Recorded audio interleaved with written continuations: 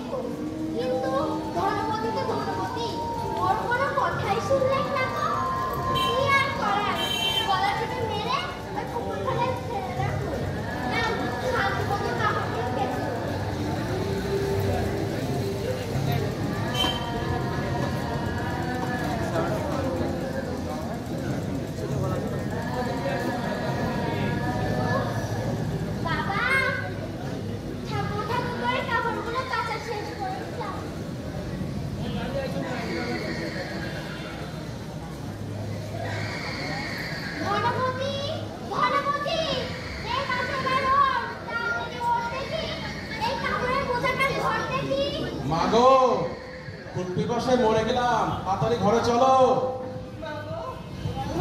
তুমি আমায় উদ্ধার করো মাগো, তুমি আমায় উদ্ধার করো। আমি গত 6 মাস ধরে ঘাটে ঘাটে যাত্রা করে অবশেষে তোমার কাছে এসে পৌঁছেছি। তুমি তোমার মরা বেটার জীবন ফিরিয়ে দিয়েছো মা, নিশ্চয়ই তুমি কোনো দেবী।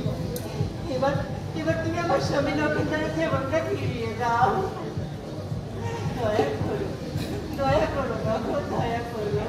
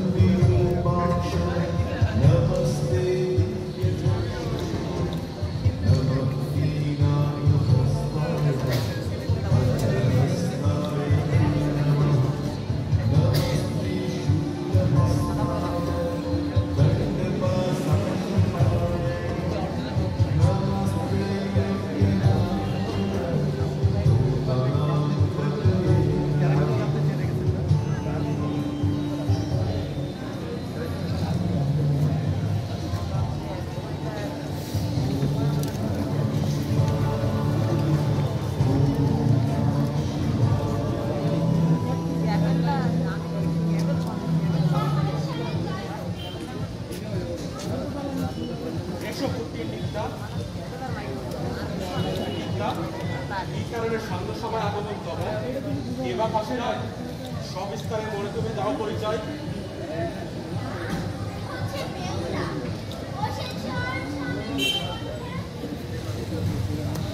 বেহুলা অর্থাৎ ভূতপূর্ব অপ্সরা উষা, পূর্বকালে দেবরাজ ইন্দ্রের মৃত্যু সবাই কালকর্তনের কারণে অভিশপ্ত হয়ে তোমাকে মর্তলোকে জীবন ধারণ করতে হয়েছে। আজ তুমি সতীলক্ষ্মী বেহুলা পুনরায় স্বর্গে ফিরে এসেছো তোমার ভূতপূর্ব স্বামী অনিরুদ্ধের জীবন ফেরত দিতে। হ্যাঁ হ্যাঁ মহেশ্বর। ঠিক আছে, তাই হবে। আজ তুমি সতীলক্ষ্মী বেহুলার নাম ধরেছ, পারবে তো তোমার সতীত্বের পরীক্ষা দিতে?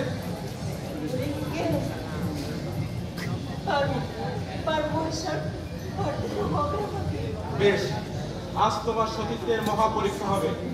আজ পুনরায় তুমি অপ্সরা নৃত্য পরিবেশন করবে এবং তা বিনা তাল কর্তনে। যদি তুমি সফল হও তাহলে অবশ্যই তুমি তোমার স্বামীর জীবন ফেরত পাবে। সত্যি সত্যি মহেশ্বর, তাই হবে ঠাকুর, তাই হবে। আজ তোমার ইচ্ছে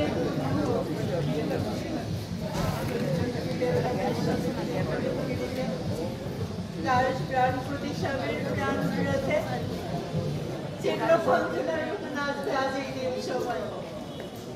ফিরিয়ে এনে যাবে তার স্বামী লক্ষিন্দরের জীবন। দেবরাজ ইন্দ্র, তুমি পুনরায় ভাষাতল গ্রহণ করো। অপ্সরা মেনকা, রম্ভা, উর্বশী, গন্ধর্ব প্রিয়জিৎ, স্বর্ণবর্ণ, তোমরা প্রভৃতি সকলে বেহুলার মহানৃত্য সভার আয়োজন করো। যথার্থ দেবাদিদেব।